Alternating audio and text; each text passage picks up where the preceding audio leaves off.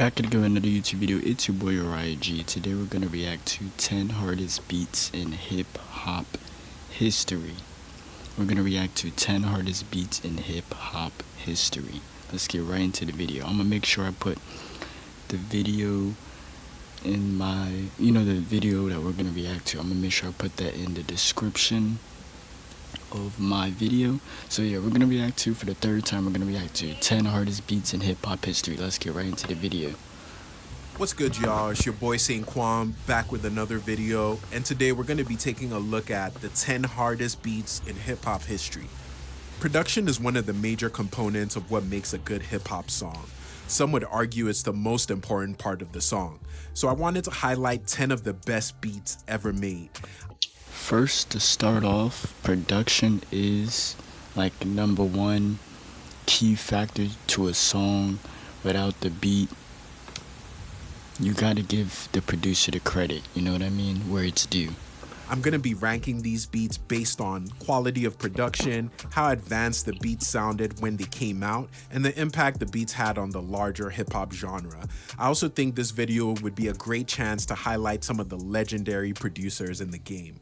Before we get into the top 10 instrumentals ever produced with its iconic intro, the production quality is some of the best I've ever heard.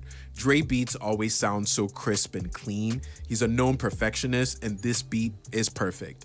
We'll be hearing more about Dr. Dre in the list later on. The next honorable mention is BMF, produced by Lex Luger. This is going to be one of the newer songs on the list, but right at the beginning of the 2010s, producer Lex Luger was having a moment, ushering in a maximalist approach. I think the first song he talked about was the Dr. Dre and Snoop Dogg song on the Chronic, whatever that album, Chronic album, yeah, that album. I think I know what song he's talking about, but that's an honorable mention. But we're gonna go to this one now. To trap production that was taking over the airwaves. I think BMF is one of the hardest beats from that era, and it still knocks like an earthquake every time it's played. The third and last honorable mention is Ambitions as a Rider, produced by Daz Dillinger, a West Coast producer that was part of Death Row. This beat is one of my personal favorites, a quintessential West Coast banger that could also be considered lowrider music. It's a good mix of minimalist production with key touches that make it pop. Tupac did his thing on the track, but the beat is legendary also. Okay, now that we have the honorable mentions out of the way, let's jump into the top 10. At number 10, we have In Paris, produced by Hit Boy.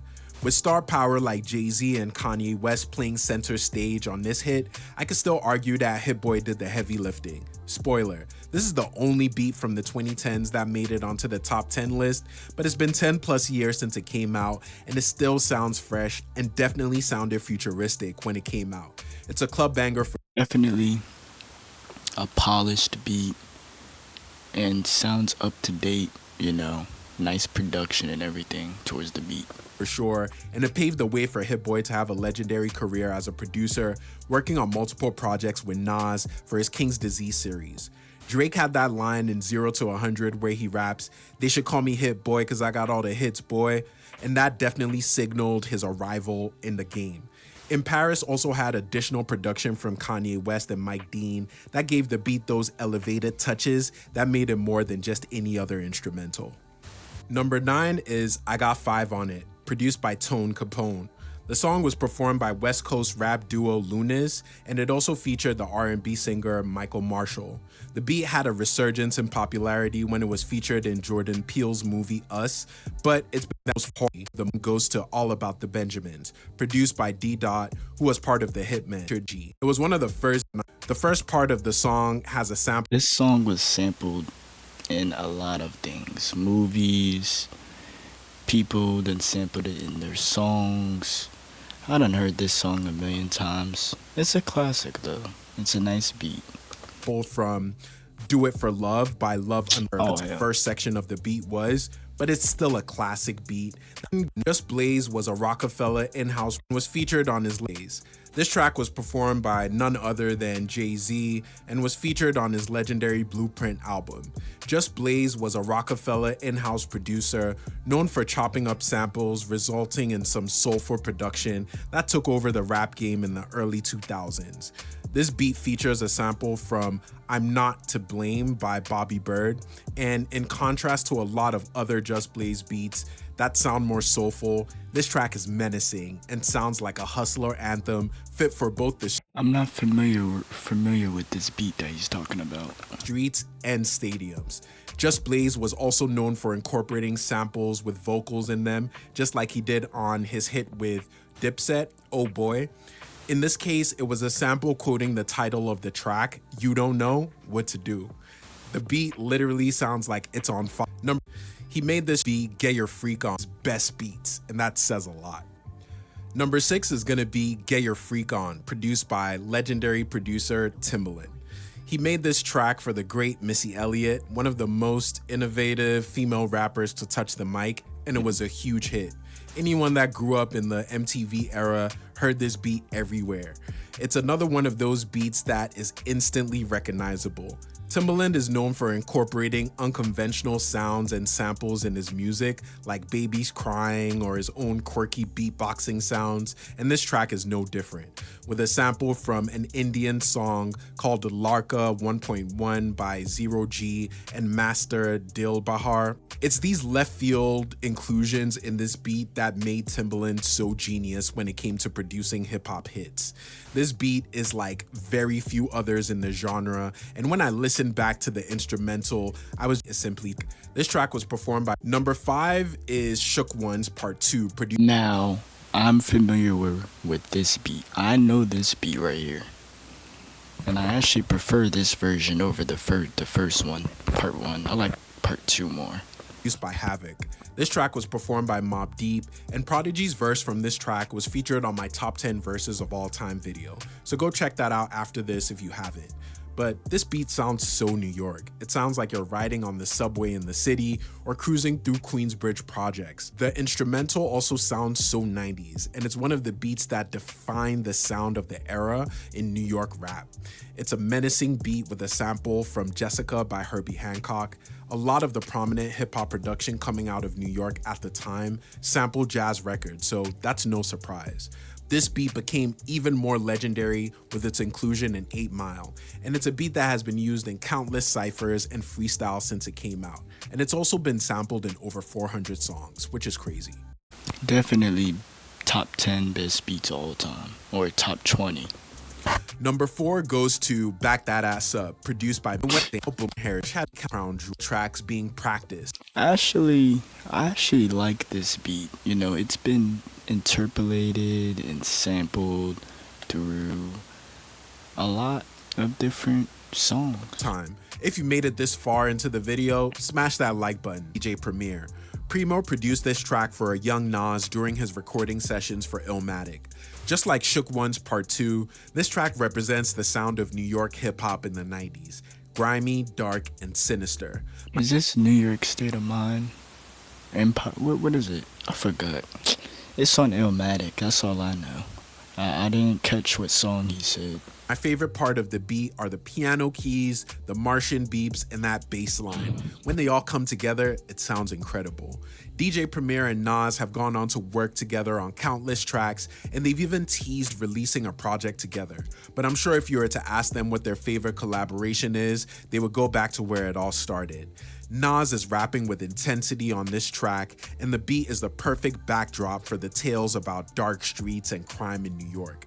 DJ Premier is one of my favorite hip-hop producers, and he has a distinct sound very tied to the traditions of DJing and scratching on records that originated in New York, the birthplace and mecca of rap music. Every time I hear this beat, I put on the screw face because it's just that. Leave a comment if you're the hardest hip, and I believe Scott Storch played the piano for this record as well.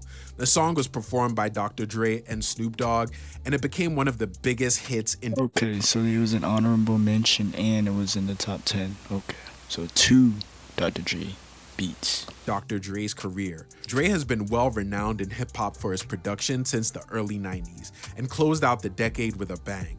This song is definitely classic, but I'd argue that the beat does most of the heavy lifting here. As soon as you hear those piano keys, you know it's still Dre. This is one of the most iconic West Coast— Okay, this is still Dre song, which I know this song too. When you hear the the beat, you already know the melody, but the beat, you already know the song. The little catchy little part in the song, I think it's the hook or bridge or something. People know that. The song's been used in videos, memes, all types of different things. It's just a global song, but let's continue. Productions, and it shows why Dre is considered to be one of the best producers in rap and music in general. This beat was an instant classic. After taking a 7-year hiatus since his Chronic album, Dr. Dre came back with a bang. Still Dre was the first single on his 2001 album, and it set the tone for the genre and era-defining production that Dr. Dre was bringing to the forefront of the game in 1999. It's one of the most iconic pieces of hip-hop production ever made. West Coast style. He said he took a 7-year hiatus before releasing this single or whatever. Production was very dominant in the 90s, then it became less popular over the last few decades, and we're seeing a resurgence in this type of sound through artists like Kendrick Lamar. I believe that this beat for Still Dre could have come out in any era, and it would still have sounded off. A classic beat for sure. And now we've arrived at the hardest hip-hop beat of all time, and it goes to Grinding, produced by the Neptunes. This track was performed by Virginia duo Number one? Wow. Let's see. We're gonna skip and see in the middle. I've heard this beat actually. It's not bad, but it's not my favorite. But let's see what he has to say. Neptunes could include, and it sounds out of this world. Like I said, this beat was made for Pusha T and Malice to rap on, but now the beat means way more than just an instrumental for a track. Dance teams, DJs, and radio stations couldn't resist playing this banger because of the effect it would have on crowds. And that right there is the limitless power of hip-hop production, and part of the reason why the genre has taken over the globe. So that's my list. Beat at number one. I'd love to hear you guys. Alright, that was 10 hardest beats in hip-hop history. Tell me what you guys want to see next in the comments down below. I got more videos coming. Stay tuned. And yeah, Uriah out.